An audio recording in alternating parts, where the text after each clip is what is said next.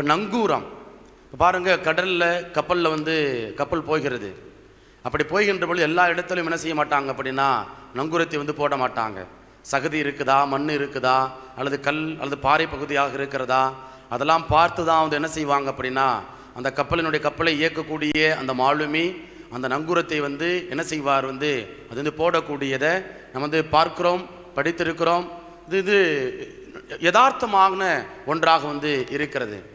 அப்போது இந்த நங்கூரம் என்பது ஒரு கப்பல், அந்த கப்பலுக்கு வந்து மிக முக்கியமான ஒன்றாக இருக்கிறது. இந்த வாழ்க்கை என்கிற அந்த கப்பலில் நம்ம எல்லாருமே இந்த உலகத்தில் வந்து பயணித்து கொண்டு இருக்கிறோம். வந்து போகக்கூடிய, கடந்து செல்லக்கூடிய பிள்ளைகளாக நம்ம வந்து இருக்கிறோம். அது எத்தனை ஆண்டுகள் நமக்கு தெரியாது, கடவுளுக்கு தான் தெரியும். ஒருவேளை 100 ஆண்டுகள், 70 ஆண்டுகள், 50 ஆண்டுகள், பிறந்த உடனே இறக்கலாம், அல்லது கருவில் இருக்கின்ற போதே இறக்கலாம். இந்த வாழ்க்கை என்கிற இந்த கப்பலில் எத்தனை ஆண்டுகள் பயணிக்கிறோமோ அத்தனை ஆண்டுகளுக்கும் எது நமக்கு வந்து அடித்தளமாக இருக்கிறது அப்படின்னா நம்பிக்கை என்கிற நங்கூரம்தான் அடித்தளமாக இருக்கிறது. இப்போ நாம் வந்து எந்த இடத்துல நம்முடைய நங்கூரத்தை வைக்கிறோம் அல்லது பதிக்கிறோம், அதான் ரொம்ப நமக்கு வந்து முக்கியம். இன்றைக்கு பாருங்கள், இன்றைக்கு கொடுக்கப்பட்ட முதல் வாசகம், 3 வாசகங்களுமே முதல் வாசகத்தில் ரொம்ப அழகாக நம்ம வந்து மனிதர் மீது நம்பிக்கை, கடவுள் சபிக்கிறார், மனிதர் மீது நம்பிக்கை வைத்திருப்பவர்கள் வந்து சபிக்கப்படுவர் என்று சொல்லி அங்கே வந்து குறிக்கக்கூடியதை, அங்கே சொல்லக்கூடியதை அவங்க வந்து இறைவாக்கின எரேமியா புத்தகத்திலிருந்து நாம் வந்து வாசிக்கின்றோம். அதற்கு அழகான ஒரு உருவகத்தை நமக்கு வந்து கொடுக்கிறார். அது என்ன அப்படின்னா, மனிதர் மீது நம்பிக்கை வைத்திருப்பவர்கள் பாலைவனத்தில் வளரக்கூடிய அந்த புதர் செடிக்கு வந்து ஒப்பானவர்கள்.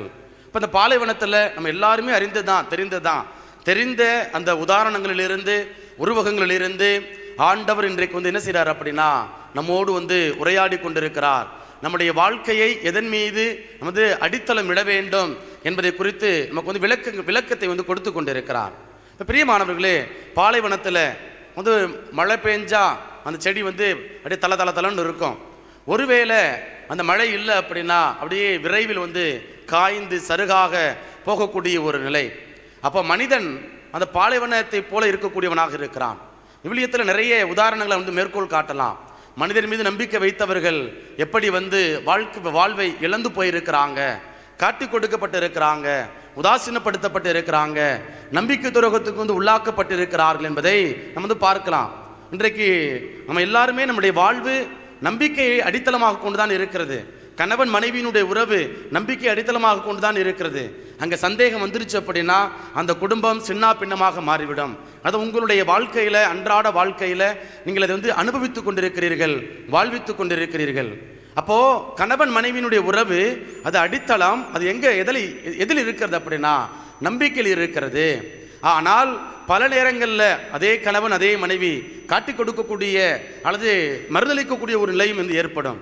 எப்படி ஆதாம் தன்னுடைய மனைவியை வந்து ஏவாளை வந்து காட்டி கொடுத்தானோ, அதே போல இயேசு ஆண்டவரை எப்படி சீடர்கள் வந்து காட்டி கொடுத்தார்களோ, பணத்திற்காக வந்து காட்டி கொடுத்தார்களோ, அதே போல மறுதளித்தார்களோ, உயிரை காப்பாற்றிக் கொள்வதற்காக வந்து மறுதளித்தார்களோ, அதே போல நீங்களும் நானும் பல நேரங்களில் மனிதர் மீது நம்பிக்கை வைக்கின்ற பொழுது நாம் வந்து காட்டி கொடுக்கப்படுவோம், மறுதளிக்கப்படுவோம், அல்லது நம்பிக்கை துரோகத்திற்கு வந்து உள்ளாக்கப்படுவோம் என்பதை இன்றைய நாளில் இந்த இறைவார்த்தை வழியாக நமக்கு வந்து ஆண்டவர் நமக்கு எடுத்துரைக்கிறார். ரொம்ப அழகா 2வது வாசகத்தில் அவங்க என்ன சொல்றாரு அப்படின்னா, ஆண்டவர் சொல்றாரு, பவுலடியார் சொல்றாரு, எப்பா நீ இயேசு மீது நம்பிக்கை வையே, இயேசு உயிர் தள்ளலை அப்படின்னா இன்றைக்கு நீங்களும் நானும் கிறிஸ்தவராக வந்து இருந்திருக்க முடியாது. அப்ப இயேசு என்கிற அந்த கடவுள், அந்த மகான், அவர் அழிந்து போகக்கூடியவர் அல்ல, அவர் என்றும் நேற்றும் என்றும் என்றும் மாறாதவராக இருக்கிறார். நீங்களும் நானும் ஒரு குறிப்பிட்ட காலம்தான், இந்த வருஷத்துல பிறக்கிறோம், இந்த வருஷத்துல இறக்குறோம், சரிங்களா?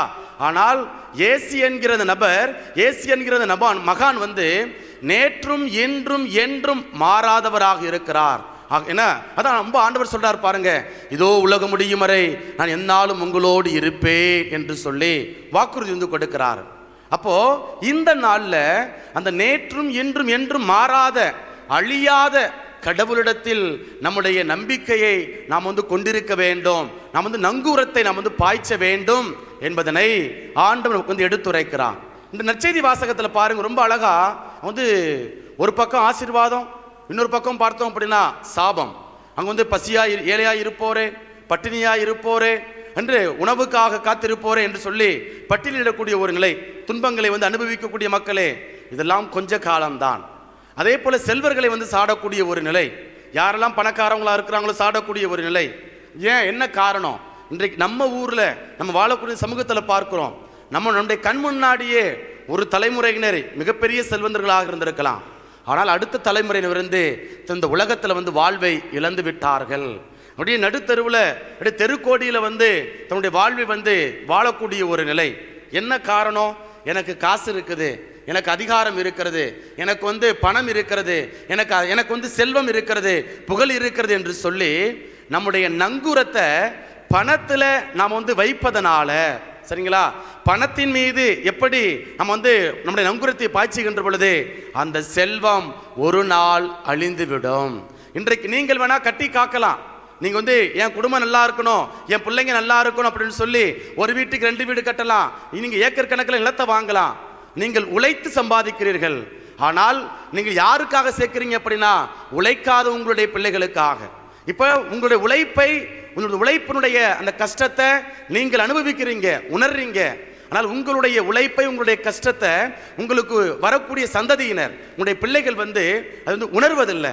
அந்த உணராததுனால தான் என்ன நடக்குது அப்படின்னா, அந்த கஷ்டத்தை உணராததுனால அந்த பிள்ளைகள் அந்த செல்வத்தை அப்படியே கொஞ்சம் கொஞ்சமாக கரைக்கிறார்கள். இதற்கு உங்களுடைய வாழ்க்கை அனுபவங்கள், உங்களுடைய குடும்பத்தில் நடக்கக்கூடிய நிறைய அனுபவங்கள் சாட்சியாக இருக்கலாம். உங்க சொந்தக்காரவங்க, நம்ம ஊர்ல வாழக்கூடியவங்க எல்லாரும் என்ன செஞ்சிருக்கிறாங்க அப்படின்னா, கண்ணு முன்னாடியே செல்வத்தின் மீது தன் நம்பிக்கை கொண்டிருந்தவர்கள் அல்லது மனிதர்கள் மீது, அதிகாரத்தின் மீது, புகழின் மீது நம்பிக்கை கொண்டிருந்தவர்கள் என்ன செய்யறாங்க அப்படின்னா வாழ்வை இழந்து போயிருக்கிறார்கள். இப்ப பணம் வருது, பணம் வந்த உடனே கடவுள் மறைந்து விடுகிறார். கடவுள் நம்முடைய கண்ணுக்கு தெரியல. என்ன கடவுள், நான் போகாத கோயிலா, நான் பார்க்காத கடவுளா என்கிற ஒரு மனநிலை, ஒரு மேட்டிமைத்தனம் நமக்குள்ளாய் வந்து விடுகிறது. அதனால இன்றைக்கு நற்செய்தி வாசகத்தில் ஆண்டவர் சாடுகிறார், செல்வர்களே ஐயோ உங்களுக்கு கேடு என்று சொல்லி அங்க சாடக்கூடிய பார்க்கிறோம். இன்றைக்கு எத்தனை செல்வந்தர்கள் ஆலயம் கட்டுவதற்கு உதவி செய்யறாங்க, ஆலயம் கட்டுவதற்கு உதவி செய்யறாங்க. ஒருவேளை திருச்சபையில ஒருவேளை தங்களுடைய உடனிருப்பின் வழியாக, பொருளாதாரத்தின் வழியாக என்ன செய்யறாங்க அப்படின்னா தாங்குகிறார்கள். ஆனால் அதை கடந்து கடவுள் மீது அசைக்க முடியாத நம்பிக்கை கொண்டிருக்கிறார்களா? அவர்களுடைய நம்பிக்கை, அவருடைய பார்வை எதன் மீது இருக்கிறது? பணத்திலா அல்லது அதிகாரத்திலா அல்லது புகழிலா அல்லது என்றும் மாறாத, என்றும் அழியாத கடவுளிடத்தில் நம்முடைய நம்பிக்கை இருக்கிறதா? இதுதான் இன்றைய நாள் ஆண்டவர் நமக்கு எடுத்துரைக்கிறார். பிரியமானவர்களே, யோபு ரொம்ப அழகா நமக்கு எடுத்துரைக்கிறார். நீங்க தயவு செஞ்சு வீட்டில் போய் வாசித்து பாருங்க. யோபு புத்தகம் அதிகாரம் 19 நான் ஏற்கனவே உங்களுக்கு மேற்கோள் காட்டி இருக்கிறேன். அங்க எப்படி கடவுள் அவர் சோதிக்கிறார், யோபு சோதிக்கிறாரு. அப்போ அப்படியே பட்டியலிடுகிறார். அங்க பெற்றெடுத்த பிள்ளைகளை கடவுள் எடுத்துட்டாரு, கடவுளினுடைய மன்றாட்டுகளுக்கு பதில் கொடுக்கல, சரிங்களா? அதே போல உடன் பிறந்த சகோதரி எடுத்து விட்டார், நண்பர்களை எடுத்து விட்டார், நண்பர்கள் எனக்கு எதிராக பேசக்கூடிய ஒரு நிலை. அது மட்டுமல்ல, என் மனைவியின் மூச்சு என் மூச்சு என் மனைவிக்கு வீச்சமாயிற்று என்று சொல்லி, அதாவது மனைவியே தன்னுடைய கணவனை எப்படி அவருடைய மூச்சு நாற்றம் அடிக்கிறது என்று சொல்லி அங்கு பிரித்தெடுக்கக்கூடிய அல்லது வெறுத்து ஒதுக்கக்கூடிய சூழலை அங்கு யோபு பட்டியலிடுகிறார்.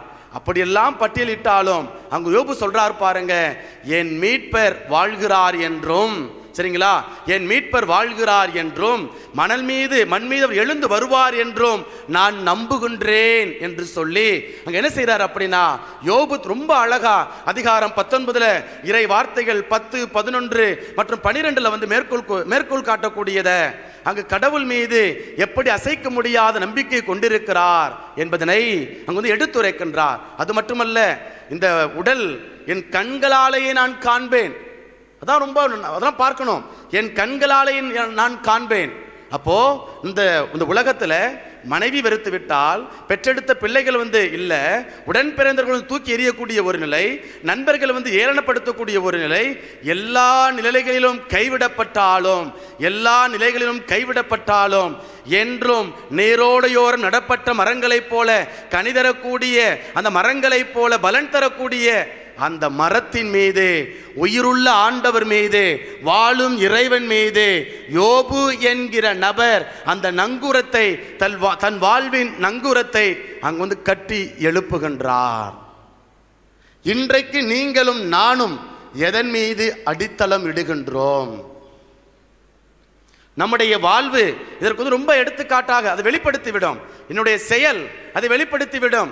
நான் வந்து இயேசு என்கிற அந்த அடித்தளத்தில் நான் வந்து என்னுடைய நங்கூரத்தை கட்டி எழுப்புகிறேனா அல்லது வைக்கின்றேனா, அல்லது அழிந்து போகக்கூடிய பொருட்கள் மனிதர்கள் இவர்களிலே என் நம்பிக்கையை நான் வந்து கட்டி எழுப்புகின்றேனா? அப்ப நான் என்னுடைய செயல் அதை வெளிப்படுத்தி விடுகின்றது. அதே போல உங்களுடைய செயலும் அதை வெளிப்படுத்தும். ஆகவே நம்முடைய வாழ்க்கையில நம்ம வந்து பார்க்கலாம் இன்றைக்கு நீங்கள் எதன் மீது உங்களுடைய அடித்தளத்தை கட்டி வைக்கிறீர்கள், உன் நங்கூரத்தை வைக்கிறீர்கள். அந்த கப்பலுடைய மாலுமி எப்படி வந்து இடமறிந்து பொருளறிந்து என்ன செய்கிறார் அப்படின்னா அந்த நங்கூரத்தை இடுகிறாரோ, அதே போல நீங்களும் நானும் இடமறிந்து நாம் என்ன செய்யணும் அப்படின்னா நம்முடைய வாழ்வின் நங்கூரத்தை பாய்ச்ச வேண்டும், இறக்க வேண்டும். அதற்கு தேவையான ஞானம் நமக்கு வந்து தேவை. ரொம்ப அழகாக இன்றைக்கு 3 வாசகங்களும் பதிலுரை பாடலும் நமக்கு வந்து அதான் எடுத்துரைக்கிறது. அப்ப என்னுடைய அடித்தளம் எதன் மீது இருக்கிறது? கொஞ்சம் யோசித்து பார்ப்போம். ஆண்டவரே, பல நேரங்களில் நான் மனிதர் மீது நம்பிக்கை வைத்திருக்கிறேன், பல நேரங்களில் பொருட்கள் மீது நம்பிக்கை வைத்திருக்கிறேன், என்னுடைய பணத்தின் மீது நம்பிக்கை வைத்திருக்கிறேன், என்னுடைய புகழ் அதன் மீது நான் நம்பிக்கை வைத்திருக்கிறேன். இவையெல்லாம் நிலையற்றவை. என்றும் வாழ்பவராக என்றும் நிலைத்திருப்பவராக நீர் இருக்கிறீர். யோபு உம்மை பற்றி கொண்டார். யோபுவை போல ஆண்டவரே நாங்களும் உம்மை பற்றி கொள்ள எங்களுக்கு தேவையான வல்லமையை ஆற்றலை தாரும் என்று சொல்லி தொடர்ந்து இந்த பலியில் நம்மை நாம் ஒப்புக் கொடுத்து